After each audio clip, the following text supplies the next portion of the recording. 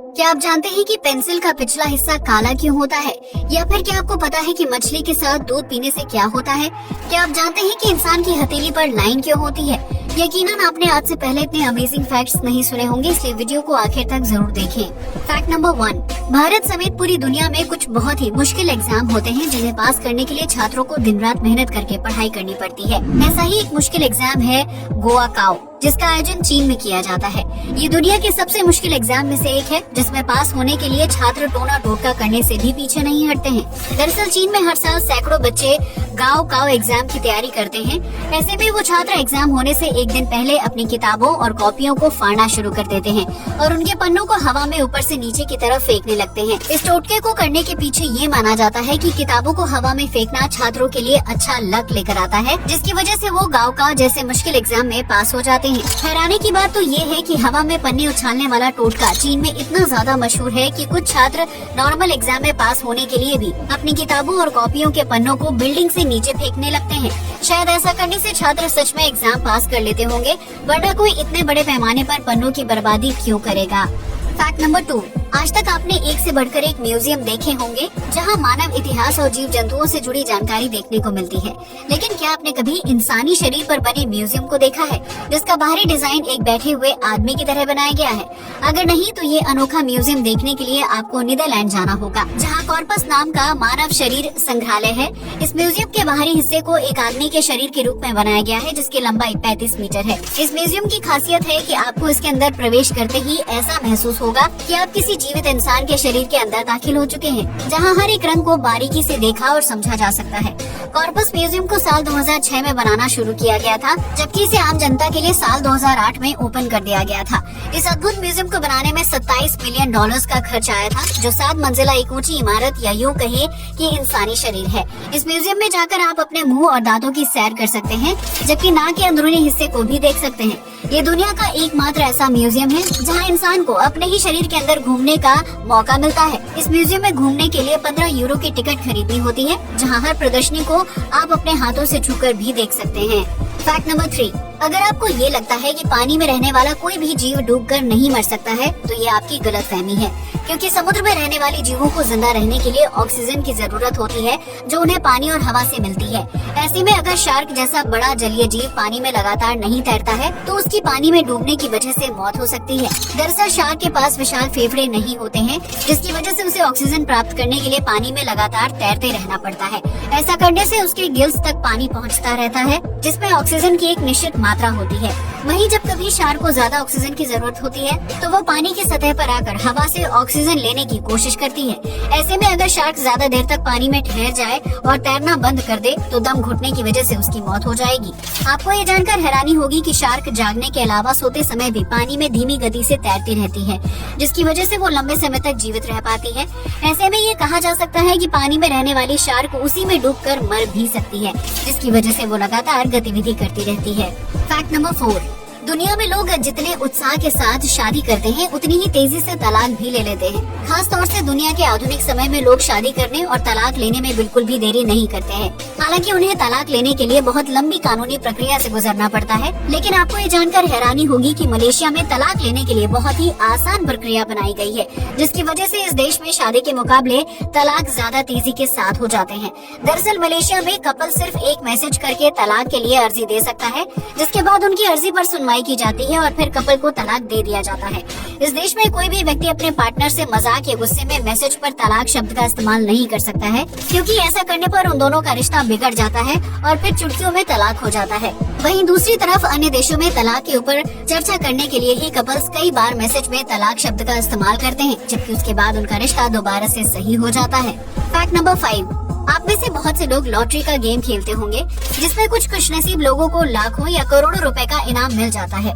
आमतौर पर जब किसी देश में कोई व्यक्ति लॉटरी जीत जाता है, तो उसे सरकार को लॉटरी की रकम में से थोड़े पैसे टैक्स के रूप में देने होते हैं और उसके बाद उसे पूरी रकम दे दी जाती है, या फिर लॉटरी जीतने वाला व्यक्ति पूरे साल में 3 अलग अलग किश्तों में उस कीमत को वसूल कर सकता है। लेकिन कनाडा में अगर कोई व्यक्ति लॉटरी जीत जाता है, तो उसे इतनी आसानी से जीत की रकम नहीं दी जाती है।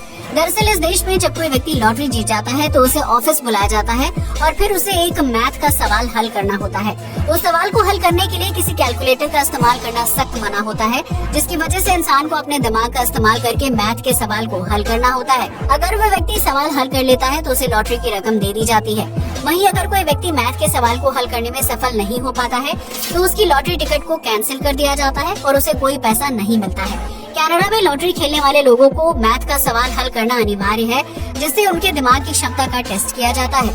हालांकि ये सवाल काफी आसान होता है, लेकिन कई बार लोग उसका जवाब देने से चूक जाते हैं और उनके हाथ से जीती हुई लॉटरी की रकम निकल जाती है। ये तो वही बात हो गई, हाथ तो आया लेकिन मुंह नहीं लगा।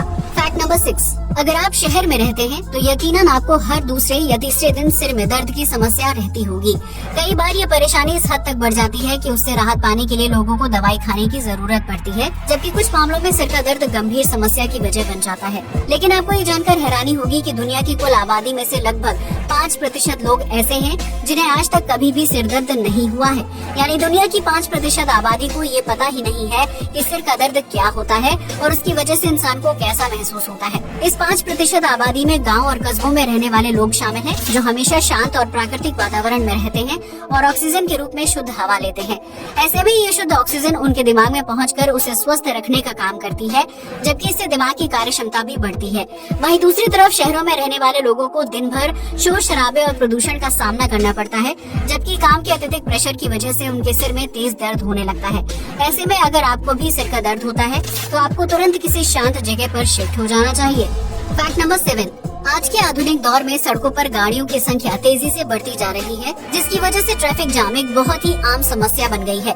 इस समस्या से बचने के लिए विभिन्न देशों में अंडरपास और फ्लाईओवर बनाए जाते हैं, जिनमें आमतौर पर कोई रेड लाइट नहीं होती है और उसकी वजह से कई बार भयानक सड़क दुर्घटना हो जाती है। लेकिन ऑस्ट्रेलिया में अंडरपास में अनोखी रेड लाइट बनाई गई है, जिसमें पानी के जरिए वाहनों को रुकने का साइन दिया जाता है। दरअसल ऑस्ट्रेलिया में जब कभी अंडरपास में कोई दिक्कत आ जाती है या फिर ट्रैफिक बढ़ जाता है तो उसके दोनों बाहरी हिस्सों पर ऊपर से पानी की धारा बहने लगती है। इस पानी के ऊपर रेड कलर से बड़े बड़े शब्दों में स्टॉप लिखा जाता है, जिससे अंडरपास के अंदर जा रही गाड़ियां बाहर ही रुक जाती हैं। अंडरपास के बाहर ये स्टॉप का साइन तब तक बना रहता है जब तक अंदर की समस्या हल नहीं हो जाती है।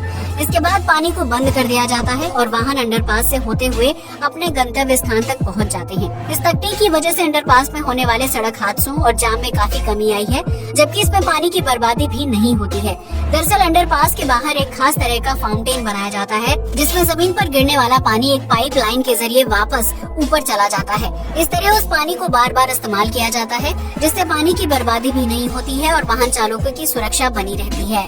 फैक्ट नंबर 8, आपने अक्सर सुना होगा कि इंसान के हाथ या हथेली पर मौजूद लाइन उसका भविष्य बताती है, जिसकी वजह से कई लोग हाथ पढ़ने वाले पंडित या बाबा के पास जाकर अपना आने वाला कल जानने या उसे सुधारने की कोशिश करते हैं। लेकिन क्या आपने कभी सोचा है कि इंसान की हथेली पर ये लाइन कैसे और क्यों बनी होती है? अगर नहीं तो आज हम इस राज से पर्दा उठा देते हैं।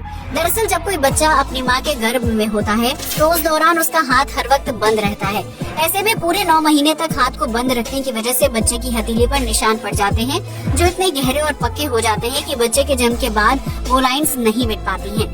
बल्कि इसके ठीक विपरीत बच्चे के जन्म के बाद जैसे जैसे वो बड़ा होता है, हथेली पर लाइंस का रंग गहरा हो जाता है और वो पक्की होती चली जाती हैं। माँ के गर्भ में रहते हुए बच्चा हाथ बंद करके रखता है, हालांकि इस दौरान भी वो पेट में पूरी मूवमेंट कर रहा होता है। यही वजह है कि हर इंसान की हथेली पर लाइंस का पैटर्न अलग अलग होता है, जिन्हें आप और हम भविष्य जानने के लिए पढ़ते या दिखाते हैं। क्या आप हाथ की रेखाओं पर यकीन करते हैं? अपना जवाब कमेंट सेक्शन में जरूर शेयर करें।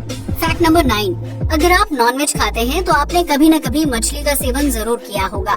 ऐसे में भारत के कई राज्यों में ये माना जाता है कि मछली खाने के बाद दूध नहीं पीना चाहिए या फिर इन दोनों खाद्य पदार्थों को एक साथ एक समय पर नहीं खाना चाहिए, क्योंकि ऐसा करने से त्वचा पर सफेद धब्बे पड़ने लगते हैं। अगर आप भी इस बात पर यकीन करते हैं तो हम आपको बता दें कि ये सिर्फ एक प्रचलित मिथ है। दरअसल मछली के साथ दूध पीने या मछली खाने के बाद दूध पीने से त्वचा पर कोई दाग धब्बे नहीं पड़ते हैं, बल्कि ये चीज सिर्फ इसलिए बोली जाती है ताकि नॉनवेज और वेज खाद्य पदार्थों को एक साथ ना खाया जाए। वहीं अगर त्वचा पर पड़ने वाले सफेद धब्बों की बात करें तो ये प्रॉब्लम तब होती है जब शरीर में मेलानिन पिगमेंट वाली जगह को नुकसान पहुंचने लगता है। उस स्थिति में त्वचा का रंग प्रभावित होने लगता है और उसके परिणाम स्वरूप सफेद धब्बे उभरने लगते हैं। आपको बता दें कि पश्चिम बंगाल समेत दुनिया के विभिन्न देशों में ऐसी डिशेस बनाई और खाई जाती हैं, जिनमें दूध और मछली का इस्तेमाल एक साथ किया जाता है।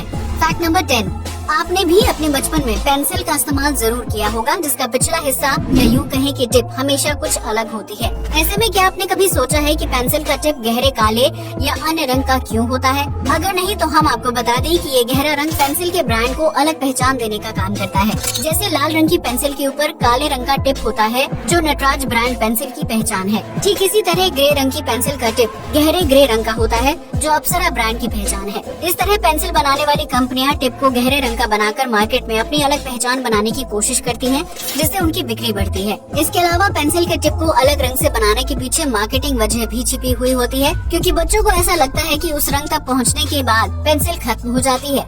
ऐसे में वो पेंसिल को टिप के गहरे पार्ट तक इस्तेमाल करते हैं और फिर नई पेंसिल खरीद कर ले जाते हैं, जबकि टिप के बाद भी पेंसिल से लिखा जा सकता है। ऐसे में गहरे टिप की वजह से कंपनी की पेंसिल की बिक्री ज्यादा होती है, जिससे उन्हें सालाना एक छोटे से टिप से लाखों रुपए का फायदा कमाने का मौका मिल जाता है। आज के लिए बस इतना ही। जय हिंद दोस्तों।